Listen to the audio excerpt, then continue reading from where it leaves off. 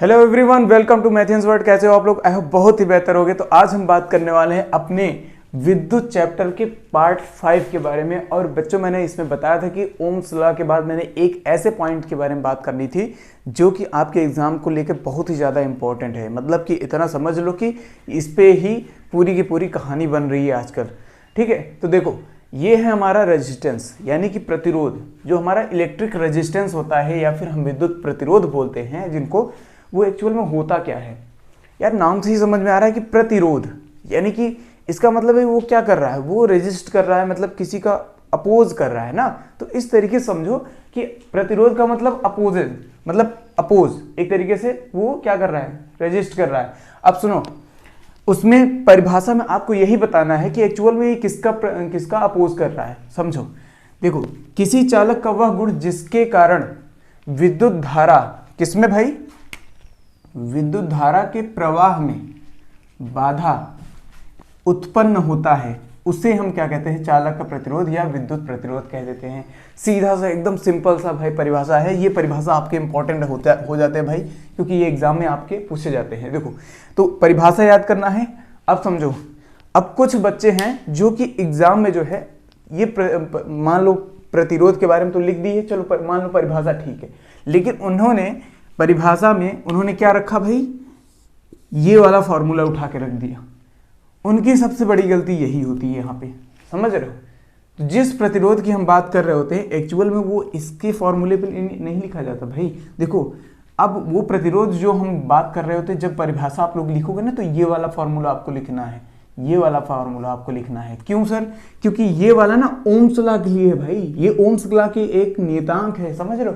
तो जो भी हम बात कर रहे हैं ना, ये प्रतिरोध माना कि वहां से आया है, माना कि वो इंट्रोड्यूस हुआ है कहां से? ओम्स लॉ से, लेकिन हमें बात करनी है केवल इस पॉइंट पे, क्योंकि इसी के बाद जो है ना हमारा ये पता चलता है कि ये प्रतिरोध किस पे डिपेंड करता है। तो एक्चुअल में जो प्रतिरोध का फार्मूला होता है ना, वो ये होता है। उसमें देखो क्या है, यहां तो हमने कहा R = V/I, ठीक है, ये हमारा ओम्स लॉ से आ गया। लेकिन R वाला जो मैटर है ना, ये देखो, ये प्रतिरोध है, इसके बराबर में क्या लिखा हुआ है? इसे बोलते हैं रो, ठीक है, क्या बोलते हैं? RHO, ठीक है, इसे क्या बोलते हैं? रो, ठीक है, रो L/A, ठीक है, रो L/A। अब देखो, यहां R का मतलब क्या होता है? प्रतिरोध होता है, जिसका मात्रक क्या होता है भाई?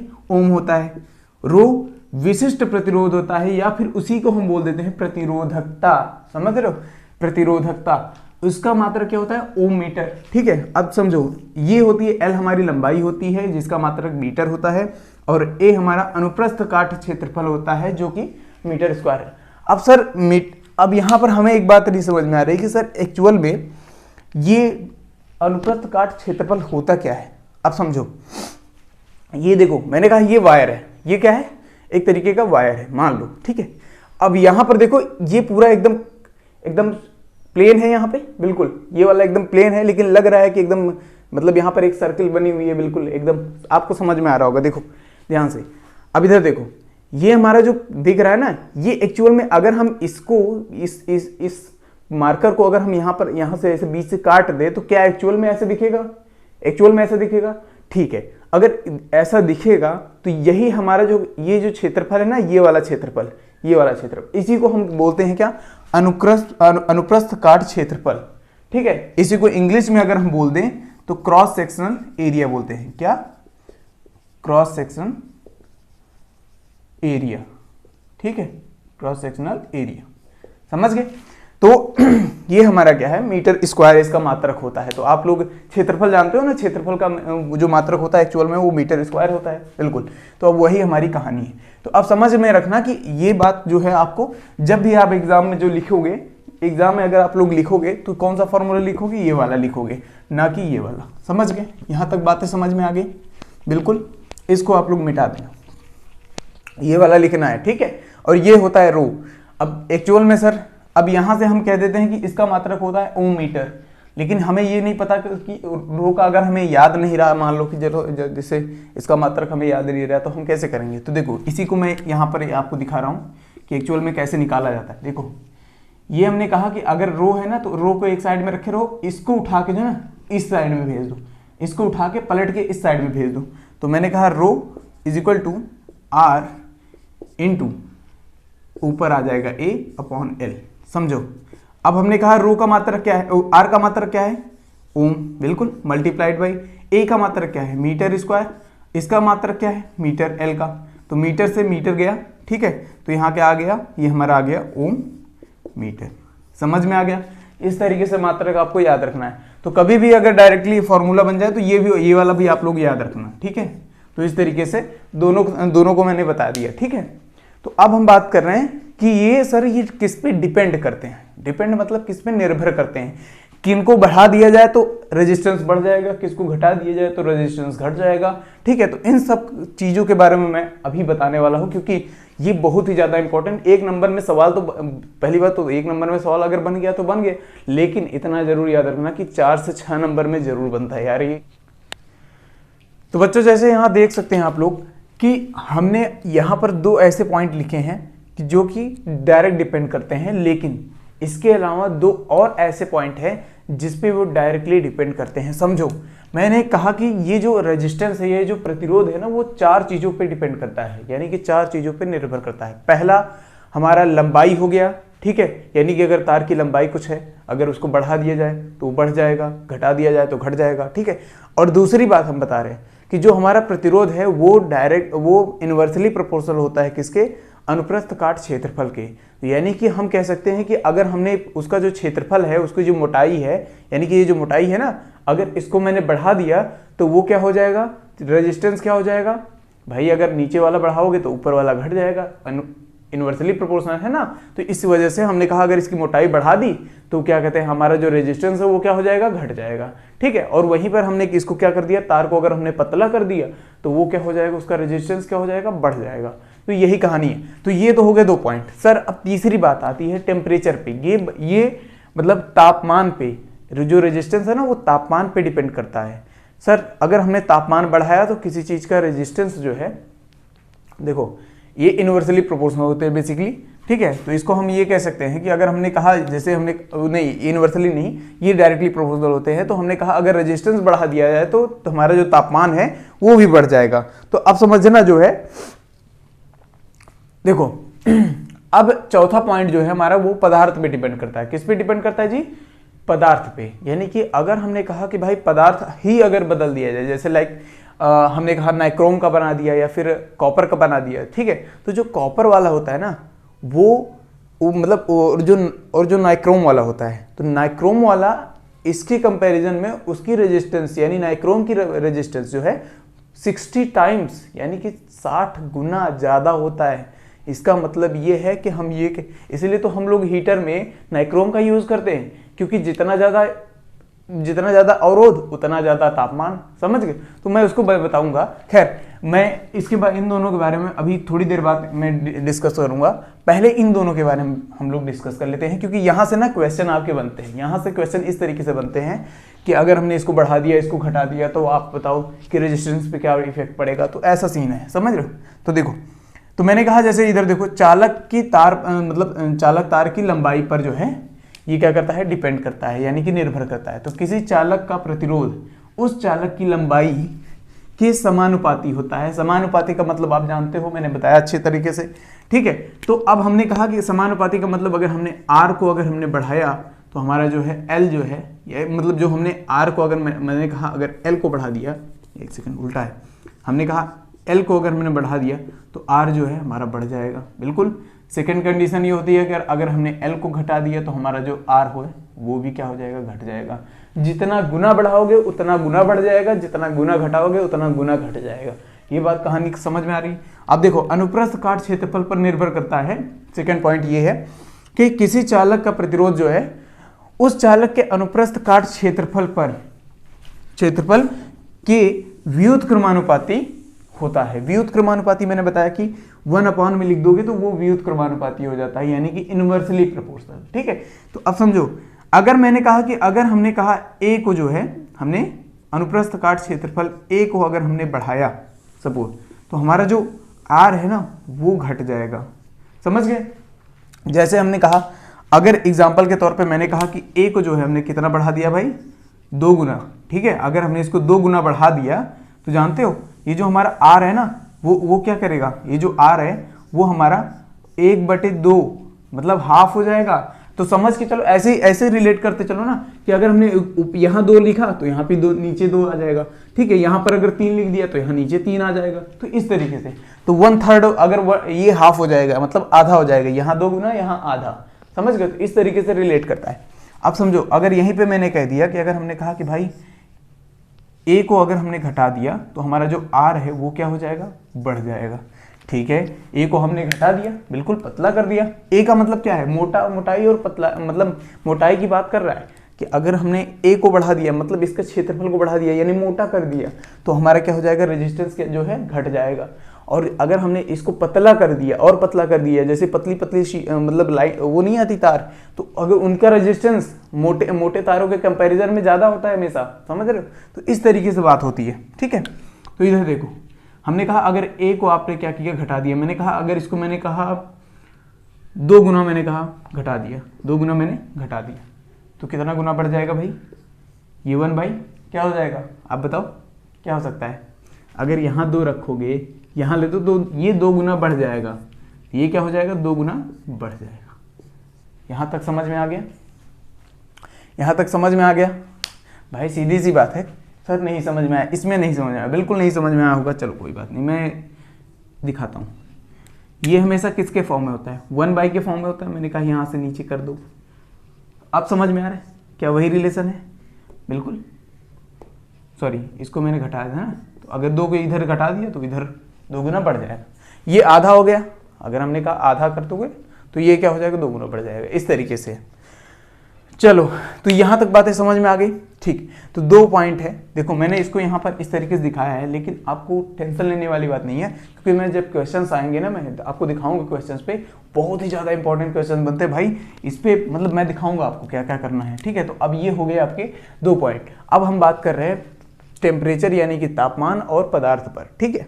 चलो, तो अब हम बात करने वाले हैं अपने 3rd और 4th पॉइंट के बारे में। देखो, चालक के ताप पर यानी ताप बढ़ाने पर चालक का प्रतिरोध क्या होता है भाई, बढ़ जाता है। मैंने जैसे बताया था आपको, मैंने कहा कि वो जो तापमान है ना, मतलब जो रेजिस्टेंस है वो हमारा टेम्परेचर के डायरेक्टली प्रोपोर्शनल होता है, ठीक है। इसका मतलब है कि अगर हमने टेम्परेचर को बढ़ाया, किसको बढ़ाया भाई, अगर हमने तापमान को बढ़ाया तो हमारा जो रेजिस्टेंस है वो भी क्या हो जाएगा, बढ़ जाएगा।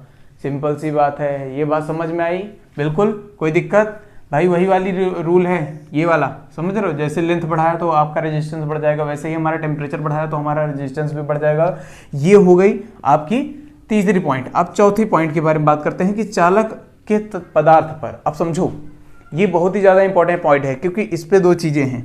पहली चीज़ तो ये है कि कुछ पदार्थ का प्रतिरोध जो है अधिक होता है और कुछ का कम होता है, समझ गए। जैसे कि हमारे एल्यूमिनियम है, कॉपर है, नाइक्रोम है, मतलब कई कंडक्टर का यूज़ करते हैं हम भाई।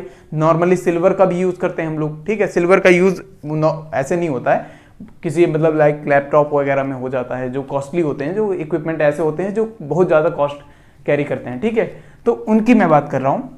तो उनमें जो है समान लेंथ, यानी कि लेंथ उनकी सेम रख दो, उसका डायमीटर अगर सेम रख दो, तो जो कॉपर का धातु है ना, कॉपर एक क्या है, धातु है, बिल्कुल। और वहीं पर मिश्र धातु क्या है हमारा, नाइक्रोम। मिश्र धातु क्या है हमारा, नाइक्रोम है, ठीक है। तो इनके जो तार ले लिए हमने, ठीक है। मैंने कहा सेम, मैंने कहा ये मान लो नाइक्रोम का है, और मैंने कहा ये ब्लैक वाला नाइक्रोम का है, और ये हमने रेड वाला मान लिया क्या, कॉपर का है। तो जो ये नाइक्रोम, मैंने सेम लेंथ सेम डायमीटर की बात की है ना, तो सेम लेंथ सेम डायमीटर, इसका मतलब है कि हमारा जो ये दोनों है ना, सेम टू सेम एकदम डिट्टो वैसे ही कॉपर है, मतलब वैसे ही वायर है, सेम टू सेम तार है। तो अब इन दोनों का जो उनकी मैंने क्या की, प्रतिरोध नापी, हमने उनकी प्रतिरोध को नापा, ठीक है। अब प्रतिरोध को नापा तो अब नापने के बाद जो नाइक्रोम का तार था ना, उसका प्रतिरोध कॉपर के तार के प्रतिरोध की अपेक्षा 60 गुना अधिक, भाई देख रहे हो, 60 गुना अधिक रेजिस्टेंस कैरी करता है। इसका मतलब है कि वो इतना ज़्यादा, मतलब उसमें ज़्यादा, इतनी ज़्यादा रेजिस्टेंस है कि मतलब वो क्या करे, अगर नॉर्मली आप करंट, उतना सेम करंट फ्लो करोगे तो वो नॉर्मल वायर की कंपैरिजन में 60 टाइम्स वो क्या ज़्यादा हीट प्रोड्यूस करेगा, मतलब ज़्यादा हीट देगा हम लोगों को, ज़्यादा गर्मी, इसीलिए तो हीटर में इसी का यूज़ करते हैं, किसका भाई, नाइक्रोम का। तो अब ये याद हो रहा है ना आपको कि हीटर में किस तार का यूज़ करते हैं, नाइक्रोम का। समझ रहे हो, ये बातें कहानी समझ में आ रही है। अब वैसे ही अगर मैं कंपैरिजन के अकॉर्डिंग मैं बता दूं तो आप लोग इतना समझे ना कि जैसे सबसे कम प्रतिरोध मतलब रखने वाला जो तार है वो है हमारा चांदी का, यानी कि सिल्वर का। समझ रहे हो, तो इसीलिए सबसे अच्छा कंडक्टर अगर जिसे बोला गया है, सबसे अच्छा कंडक्टर जिसे बोला गया है वो हमारा क्या है, सिल्वर का। समझ गए। उसके बाद हम आते हैं नॉर्मली कॉपर की बात करते हैं। उसके बाद मतलब उससे कम अच्छा कंडक्टर होता है कॉपर, उससे कम अच्छा कंडक्टर होता है एल्यूमिनियम। ठीक है, उसके नीचे बाकी सारे आते हैं। ठीक है, बाकी सारे यानी कि एलॉय का मतलब मिश्र धातु, लाइक ये। ठीक है, तो बाकी उसके अंदर नीचे आ जाते हैं। ठीक है, तो ये सीक्वेंस आपको याद रखना होगा, ये सीक्वेंस आपको याद रखना होगा। मैं यहाँ लिख दे रहा हूँ कि सबसे अच्छा कौन सा होता है भाई, सिल्वर होता है। ठीक है, सिल्वर। ठीक, ये सबसे बेस्ट होता है। ये क्या होता है, बेस्ट होता है। ठीक है, इससे अच्छा कुछ हो ही नहीं सकता। ठीक है, उसके बाद आता है हमारा कॉपर। क्या आता है भाई, कॉपर, ये याद रख लेना। ठीक है, उसके बाद ये सेकेंड मतलब ये मीडियम में एक तरीके से ले गए, इसलिए तो हम लोग देखो जहाँ हमें मतलब ज़्यादा करंट देना होता है वहाँ पर हम क्या करते हैं, कॉपर का वो करते हैं। ठीक है, जहाँ अच्छा खासा मतलब, और उससे भी अगर नीचे जाना है तो हम कहते हैं भाई एल्यूमिनियम। क्या, एल्यूमिनियम। ठीक है, एल्यूमिनियम ये मतलब उससे नीचे होता है, मतलब लोअर होता है एक तरीके से। ठीक है, तो ये तीन जो है ना, इनको मान के चलो। तो ये तो बहुत कम यूज होता है, जो नॉर्मली जो यूज होते हैं वो ये दोनों हैं। ठीक है, और जो सबसे ज्यादा यूज होने वाला है वो एल्यूमिनियम है। ठीक है, तो अब यहां समझो कि इसकी जो है एल्यूमिनियम का जो वो है ना, क्या कहते हैं, रेजिस्टेंस को कम करने के लिए हम क्या करते हैं कि इनकी तार को जो है मोटा कर देते हैं। इनकी तार को जब आप मोटा कर दोगे तो वहां क्या हो जाएगा ना, इनकी रेजिस्टेंस कुछ कम हो जाएगी। तो ऐसे ही हम लोग यूज करते हैं, बहुत ही टेक्निकल टर्म्स होते हैं इसमें यूज करने के लिए। तो मैं उस चीजों के बारे में नहीं बता रहा हूँ, बस बेसिक जो चीजें हैं उनके बारे में अभी बता दे रहा हूँ। ठीक है, तो ये बेस्ट कंडक्टर होते हैं, ये सबसे बेस्ट कंडक्टर होते हैं, ये बेस्ट कंडक्टर है। ठीक है, ठीक, ये सबसे अच्छा कंडक्टर है, इसको आप याद रखना, क्योंकि एग्जाम में डायरेक्टली पूछता है कि सबसे अच्छा कंडक्टर कौन सा है। ऑप्शन दे देगा आपको, डायरेक्ट कह देगा सिल्वर है, कॉपर है, एल्यूमिनियम है, या फिर कोई एक और नाम दे देगा। तो फिर तो आपको क्या चूज करना है भाई, सिल्वर सबसे बेस्ट। ठीक है, इसकी प्रतिरोधकता, इसका प्रतिरोध सबसे कम होता है।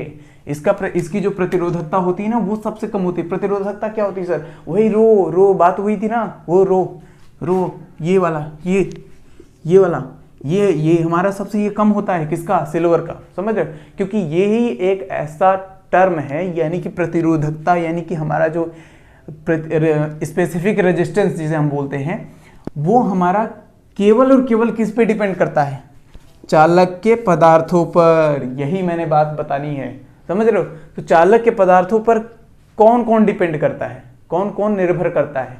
पहला चीज तो हमारा रेजिस्टेंस है, पहला हमारा क्या है, रेजिस्टेंस, और दूसरा हमारा है रो, यानी कि प्रतिरोधकता। क्या, प्रतिरोधकता, ये बात समझ लेना, ये इंपॉर्टेंट सवाल है, प्रतिरोधकता। ठीक है, तो ये इस पे डिपेंड करता है, इसीलिए मैं बता रहा हूं आपको ये सारी बातें। तो यहां पर याद रखना कि सबसे कम प्रतिरोधकता किसकी होती है, उसमें भी ऑप्शन ऐसे देखो, एक ही सवाल के कई, मतलब एक ही चीज के ना कई सवाल बना सकते हैं सीधे। तो वही सबसे कम प्रतिरोधकता किसकी होती है, सिल्वर की। ठीक है, सबसे अच्छा कंडक्टर कौन सा होता है, सिल्वर। सबसे बेस्ट मतलब सबसे कम वो मतलब एक सवाल है जैसे कि कहते हैं कि तापमान का सुचालक सबसे अच्छा कौन सा है, सिल्वर। क्या बात है भाई, मतलब एक ही पॉइंट के तीन सवाल सोचो। ऐसे नॉर्मली कोई छोटी मोटी बात नहीं है, इसको इसीलिए मैंने इसको स्पेसिफिकली ये सारी बातें बताई हैं। तो याद रखना, ये इंपॉर्टेंट बन जाता है आप लोगों के एग्जाम में, एक क्वेश्चन जरूर बनने वाला है जहां तक उम्मीद है। ठीक है, अगर वो बनाना चाहे तो। ठीक, प्रतिरोधकता का मात्रक क्या होता है ये भी पूछ सकता है भाई, तो आपको मैंने बताया था ओम मीटर। क्या होता है, ओम मीटर। ठीक है, रेजिस्टेंस का क्या होता है, रेजिस्टेंस ओम, भाई भूल जाओगे ओम। ठीक है, ये सिंबल देख लो। ठीक है, एल का क्या होता है, मीटर जानते हो, इसका क्या होता है, मीटर स्क्वायर होता है। सिंपल सा बात है, समझ गए, यहां तक समझ में आ गया। ठीक है, तो अब ये तो हो गई आपकी सारी की सारी बेसिक पॉइंट्स, रेजिस्टेंस के बारे में एकदम पूरी कहानी खत्म। अब हम बात कर रहे हैं इस पे बेस्ड जो क्वेश्चंस आते हैं वो हम सोच रहे हैं कि नेक्स्ट वीडियो में बात करें, क्योंकि देखो यहाँ पर ना वीडियो बहुत बड़ी हो जाने वाली है, इस वजह से मैं इसको थोड़ा सा छोटा करूँगा ताकि आप लोगों को ना देखने में थोड़ा सा अच्छा लगे और सारी बातें अलग अलग मतलब थोड़ा सेपरेशन बना रहे हैं। तो अब जो नेक्स्ट वीडियो आने वाला है ना आपका, वो बहुत ही ज़्यादा इंपॉर्टेंट होने वाला है, क्योंकि वहाँ से ना ओम्स लॉ के और किसके हमारे प्रतिरोध पे आधारित जितने भी प्रश्न बनने वाले हैं वो सारे के सारे मैं दिखाऊंगा आपको बहुत ही बढ़िया वे में। ठीक है, तो मिलते हैं नेक्स्ट क्लास में एक नए कॉन्सेप्ट के साथ। Thank you very much and take care.